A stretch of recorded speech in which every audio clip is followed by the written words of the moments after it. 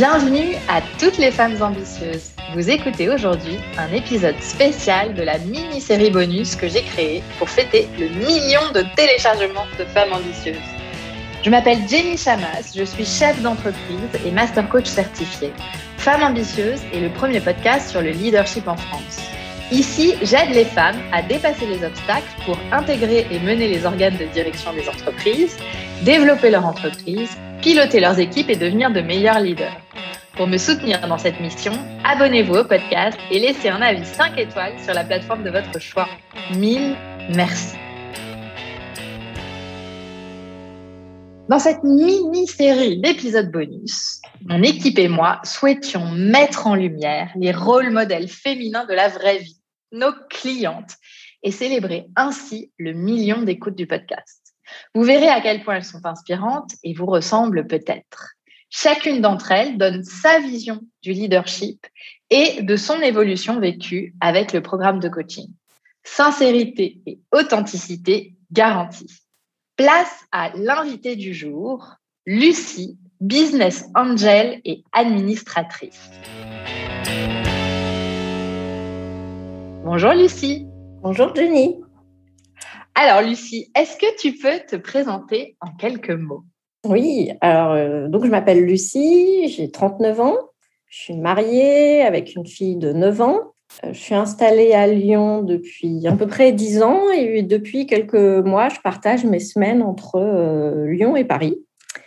Comme tu l'as dit, je suis business angel, administratrice indépendante et business partner aussi, mais je pense qu'on aura l'occasion de revenir sur comment j'en suis arrivée à toutes ces activités. Alors Lucie, pour toi, être une femme leader aujourd'hui, c'est quoi ? Alors, pour moi, femme leader, c'est être authentique. Parce que je pense que quand on se connaît, qu'on est conscient de ses valeurs, de ses croyances, et qu'on n'a pas peur du jugement des autres, je pense qu'on est forcément plus convaincante dans ses idées et donc plus impactante. Et forcément, donc, on engage plus de monde autour de nous et c'est comme ça qu'on lead, qu'on peut... Ouais, pour moi, c'est ça, être une femme leader. Et quel est l'enseignement au sujet du leadership qui t'a le plus marqué dans le programme Leaders Ambitieuses ? Que nos actions sont le résultat de nos pensées et qu'on n'est pas responsable de la pensée des autres. Pour moi, ça a été vraiment la grande découverte de voir que dans plusieurs situations, enfin dans une même situation, suivant ce qu'on pense, on n'agit pas du tout de la même façon.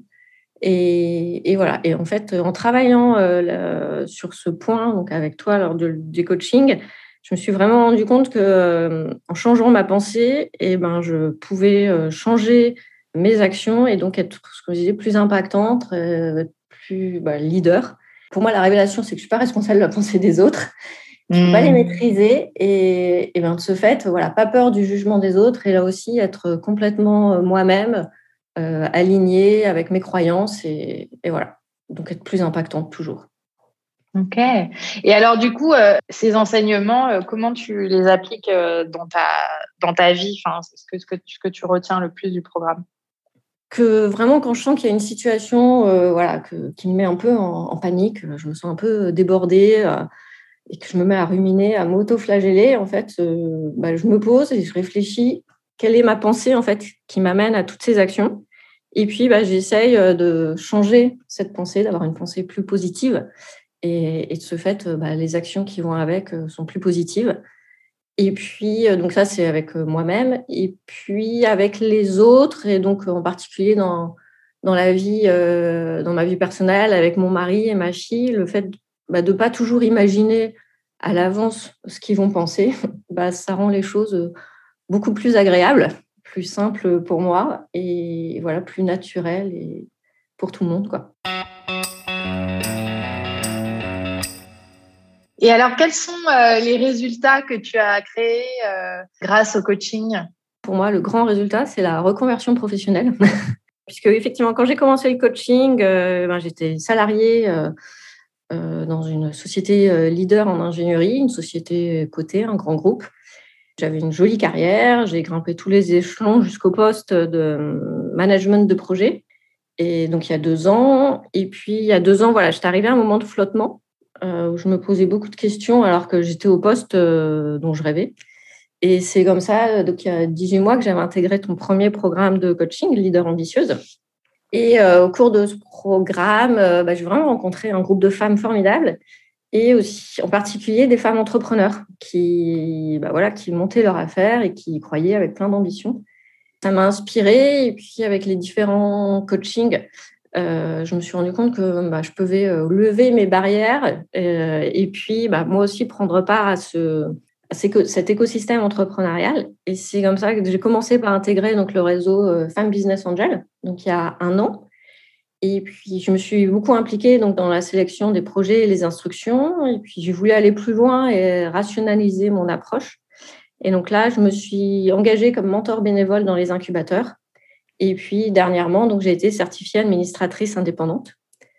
Et voilà, donc après, il a fallu que je fasse un choix parce que salarié plus toutes ces activités à côté, il fallait que je prenne une décision. Et voilà, donc j'ai décidé de quitter mon poste de salarié. Donc ça, c'est vraiment les différents mois de coaching ensemble qui m'ont permis de passer le cap.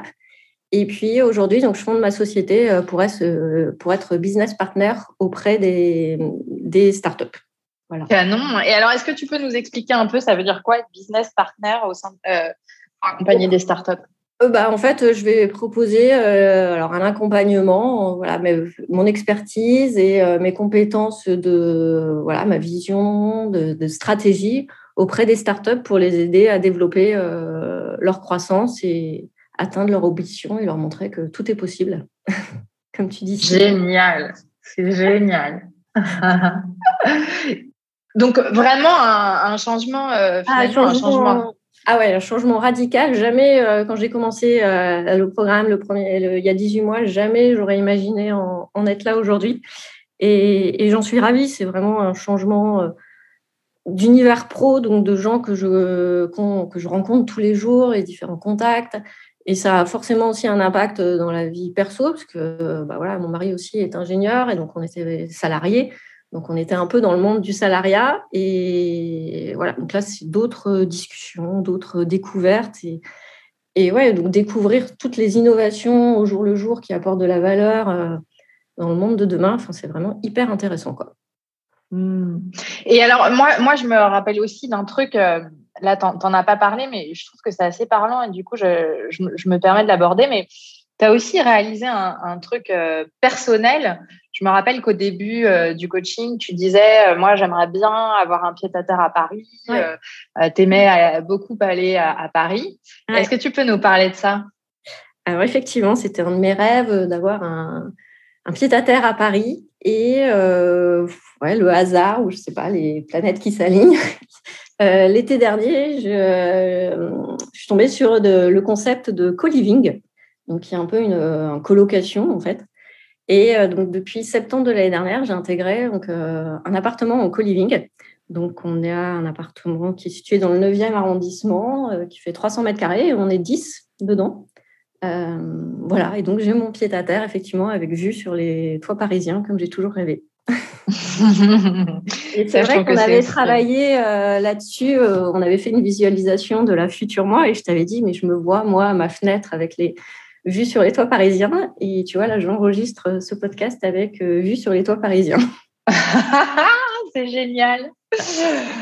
C'est génial. Et c'est top aussi parce que je trouve que ça met aussi en lumière une possibilité d'une vie qui n'est pas forcément exactement telle que tout le monde pense, où tu vis juste à un endroit et tu restes toujours dans le même endroit parce qu'en fait, finalement, toi, tu navigues entre Lyon et Paris. Ouais. Alors, on a trouvé une organisation avec mon mari, c'est-à-dire que je viens 1 semaine sur 2 à Paris, du mardi au vendredi, puisqu'effectivement, après, il y a le côté avec notre fille où il fallait gérer quand même l'organisation. Et c'est vrai que j'ai la chance d'avoir un mari formidable et compréhensif qui a compris effectivement que j'avais pour moi mon équilibre et pour le développement de mes dernières activités, j'avais besoin d'être à Paris, quoi. Et là, c'est un équilibre aussi, on l'a trouvé tous les 3, notre fille, ça nous va très bien et ma fille est aussi ravie de venir à Paris, venir dans la coloc, c'est la petite copine. Alors, Lucie, tu sais, dans le programme de coaching, on se questionne beaucoup. Il y a plein de questions puissantes, de pensées puissantes. Est-ce que toi, il y en a une ou plusieurs que tu as retenues en particulier et que tu utilises personnellement? Alors, il y en a une que je me rappelle, dès que je me sens un peu débordée, c'est « et si c'était simple ?» Parce que en me posant cette question, plutôt que de voir la grande montagne impossible à gravir avec un sommet inatteignable, et ben, en me posant ça, je me dis, ça m'oblige, en tout cas, ça me force à découper tout ça en petits pas. Et pourtant, tu sais que je ne suis pas la pro des petits pas. Mais là, ça m'oblige vraiment à le découper par étapes et à me dire, OK, je fais ça, et après, je fais ça. Et puis, quand j'aurai fait ça, ben, au fur et à mesure, l'accumulation de tout ça fait que j'arriverai en haut de la montagne. Et si c'était simple, et vraiment, je le dis même aussi dans la famille, c'est quelque chose où maintenant, on en rigole des fois entre nous quand on se sent complètement paumé. On se dit, bah, tiens, et si c'était simple, en fait, comment on ferait? Et l'autre chose aussi, c'est, alors, c'est pas vraiment une pensée puissante, mais ça permet, c'est les 3 kiffs par jour, qui est devenu un rituel pendant notre dîner, qui nous permet de nous repenser, en fait, d'avoir des pensées positives et voilà, de hacker notre cerveau, comme tu dis, même après une mauvaise journée, de vraiment, en fait, retenir que le positif, quoi. Top, et surtout le partager comme ça, je trouve ça génial. Ouais. Du coup, j'imagine que ta fille le fait aussi. Ah oui, alors il y a des jours, on a plus que 3, il y a des fois c'est 1 parce que c'est toute la journée et t'as un kiff. Mais oui, non, c'est vraiment devenu un rituel, et pour les repas, c'est hyper sympa, quoi. On se retrouve tous les 3 et voilà, on débriefe de notre journée. Et alors, est-ce que tu dirais que tu as trouvé ton style de leadership et est-ce que tu peux nous en dire plus, nous dire en quoi il te ressemble? Alors, comme je suis un peu en pleine phase de reconversion, là, je dirais que je ne l'ai pas encore trouvé, parce que je n'ai pas encore vraiment trouvé la définition de ma vision pour ensuite pouvoir la communiquer et puis embarquer, comme je disais tout à l'heure. Donc, voilà, aujourd'hui, je travaille à la définition de cette vision. Je rencontre beaucoup de gens, de start-up et tout ça pour essayer de trouver, de définir l'offre qui corresponde aux besoins et qui me correspond. Donc, voilà, pour l'instant, j'en suis à la définition de ma vision. Donc, je travaille un peu en sous-marin dans mon coin pour après, justement, avoir un leadership bien assumé et bien impactant. Et pour l'avenir, alors, quelles sont tes perspectives ? Eh ben, mes perspectives, c'est travailler auprès de plein de startups et justement être impactante pour les amener au-delà au moins à leur objectif, voire au-delà. Et puis, être inspirante aussi dans ma posture. Et puis, en particulier avec ma fille, ou en tout cas pour les autres femmes, leur montrer en fait que il n'y a pas qu'un modèle, on peut chacun construire son modèle. Ce n'est pas le modèle que nous impose la société qui est forcément le meilleur et dans lequel on va se retrouver, quoi. Top, merci beaucoup Lucie pour ce partage. Merci, c'est un plaisir. Que tu m'as apporté. Et puis bravo pour toute cette transformation et construire brique après brique la vie et la carrière que tu souhaites. C'est super inspirant. Merci. Si vous êtes une femme leader en entreprise ou entrepreneur et que vous voulez avoir plus d'impact, vous sentir à votre place dans vos fonctions et être une meilleure leader, le programme Leaders Ambitieuses est pour vous. Nous serons ravis de vous accompagner. Pour nous contacter, vous pouvez cliquer sur le lien dans les notes de cet épisode ou vous rendre sur la page jennychamas.com/coaching et cliquer sur « Travailler avec nous ».